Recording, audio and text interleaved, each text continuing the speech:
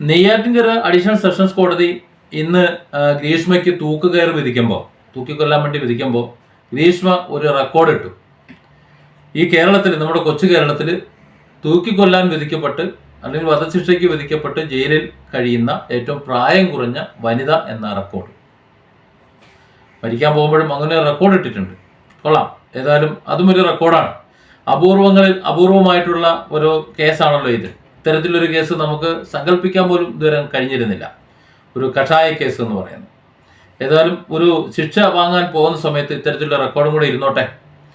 മറ്റൊരു വനിത കൂടി കേരളത്തിൽ ഇത്തരത്തിൽ ജയിലിൽ കിടക്കുന്നുണ്ട്. അത് വിഴിഞ്ഞത്തിന് മുല്ലൂരിൽ ഒരു ശാന്തകുമാരി എന്ന ഒരു വൃദ്ധയെ തല്ലിക്കൊന്ന്, മോഷണത്തിന് വേണ്ടിയിട്ട് തല്ലിക്കൊന്ന് ചാക്കിൽ കെട്ടി തട്ടിൻ പുറത്തിട്ട ഒരു കേസിലെ പ്രതിയായിട്ടുള്ള റഫീഖ ബീവിയാണ് മറ്റൊരു പ്രതി. ഏതാണ്ട് 1 വർഷം മുമ്പാണ് ആ കേസും ശിക്ഷിക്കപ്പെട്ടത്. അതിൽ മകനും അതുപോലെ കാമുകനും പ്രതിയാണ്. 3 പേരെയും വധശിക്ഷയ്ക്ക് വിധിക്കപ്പെട്ടിട്ടുണ്ട്. അവരും വധശിക്ഷ കാത്ത് ജയിലിൽ കഴിയാണ്.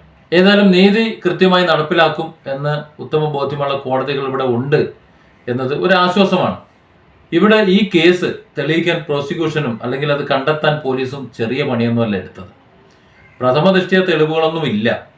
ആ 2022 ഒക്ടോബർ 14 ഈ സംഭവം നടക്കുന്നതിൻ്റെ അന്ന് സുഹൃത്ത് റജിനൊപ്പമാണ് ഷാരോൺ ഈ പറഞ്ഞ ഗ്രീഷ്മയുടെ വീട്ടിലേക്ക് എത്തുന്നത്.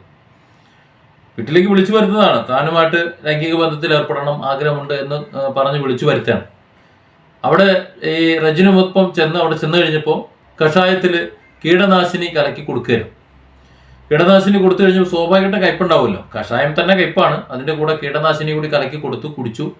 കുടിച്ചു കഴിഞ്ഞപ്പോൾ അതിൻ്റെ കയ്പ് മാറാൻ വേണ്ടി പിന്നെ ജ്യൂസ് കൊടുത്തു, അതും കുടിച്ചു കഴിഞ്ഞപ്പോൾ തന്നെ അപ്പോൾ തന്നെ ഷാരോൺ ഛർദ്ദിച്ചു എന്നാണ് പറയുന്നത്. പിന്നെ അവിടെ നിന്ന് മടങ്ങുമ്പോൾ റജിനൊപ്പം ബൈക്കിൽ വീട്ടിലേക്ക് മടങ്ങുന്ന സമയത്ത് വഴി നീളെ ഛർദ്ദിച്ചിരുന്നു എന്നും അങ്ങനെ പാറശാല ജനറൽ ആശുപത്രിയിൽ പ്രവേശിക്കപ്പെട്ടു എന്നും അവിടെ അഡ്മിറ്റായി എന്നും പറയുന്നുണ്ട്. ഛർദിക്ക് വേണ്ടിയിട്ടുള്ള സാധാരണഗതിയിലുള്ള ഒരു അഡ്മിഷൻ ആയിരുന്നു അവിടെ ഉണ്ടായിരുന്നത്. അത് കഴിഞ്ഞു വീട്ടിലേക്ക് തിരിച്ചെത്തി. പിറ്റേന്ന് വീണ്ടും അസ്വസ്ഥതയാണ്, വലിയ പ്രശ്നങ്ങളാണ്. വായ്പുണ്ണു, വായിൽ വലിയ രീതിയിൽ വ്രണങ്ങൾ പ്രത്യക്ഷപ്പെട്ടു, മറ്റ് പല അസ്വസ്ഥതകളും തുടങ്ങി. പിറ്റേന്ന് തന്നെ വീണ്ടും ആശുപത്രിയിൽ അഡ്മിറ്റായി. അവിടെ പിന്നെ ആശുപത്രിയിൽ 10 ദിവസങ്ങൾ, വേദന കടിച്ചമർത്തിയ 10 ദിവസങ്ങൾ എന്ന് പറയുന്നതാണ് ശരി. കാരണം ശരീരത്തിലെ ആന്തരിക അവയവങ്ങൾ ഓരോന്നും ദ്രവിച്ചു പോകുന്ന ഒരവസ്ഥ. കരള്, ഹൃദയം പോയി, കരള് പോയി, കിഡ്നി പോയി, ശ്വാസകോശം പോയി, എല്ലാം പോയി. ഇങ്ങനെ ഓരോന്നോരോന്ന് അഴുകി തീരുമ്പോഴും വേദന കടിച്ചമർത്തുമ്പോഴും തൻ്റെ കാമുകി എന്ന വിഷമാണ് ഇതിന് കാരണമെന്ന് ഷാരോൺ പറഞ്ഞില്ല. എന്തിന് മരണമൊഴി എടുക്കാൻ വേണ്ടി മജിസ്ട്രേറ്റ് വന്നു. ആ മജിസ്ട്രേറ്റിനോട് പോലും ഈ കാര്യങ്ങൾ ഷാരോൺ വിളിച്ചു പറഞ്ഞില്ല എന്നുള്ളതാണ്. പ്രണയത്തിന് വേണ്ടി ഷാരോൺ തൻ്റെ ശരീരത്തെ അഴുകിത്തീരാൻ വിട്ടു എന്ന് പറയാം.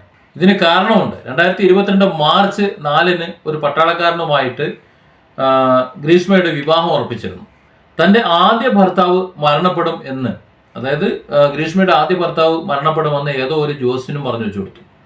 വേഗം ഗ്രീഷ്മയുടെ വീട്ടിലേക്ക് ചെന്നു, ഷാരോണിൻ്റെ വീട്ടിലേക്ക് ചെന്നു. അവിടെ വെച്ച് ഒരു താലികെട്ട്, പിന്നെ തൊട്ടടുത്ത് മറ്റൊരു പള്ളിയിൽ, വെട്ടുകാട് പള്ളിയിൽ വെച്ച് പിന്നൊരു താലികെട്ട്, പിന്നെ തൃപ്പറപ്പിലുള്ള ഒരു ഹോട്ടലിൽ മുറിയെടുത്തിട്ട് ആദ്യ രാത്രിയും ഭംഗിയായി അങ്ങ് ആഘോഷിച്ചു. കുറ്റപത്രത്തിൽ ഇതെല്ലാം പറയുന്നുണ്ട്.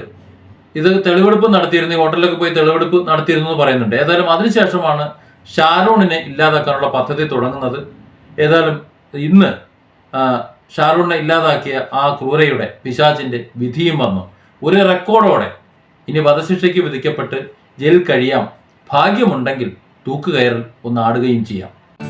Different angles. Don't forget to subscribe and support this channel.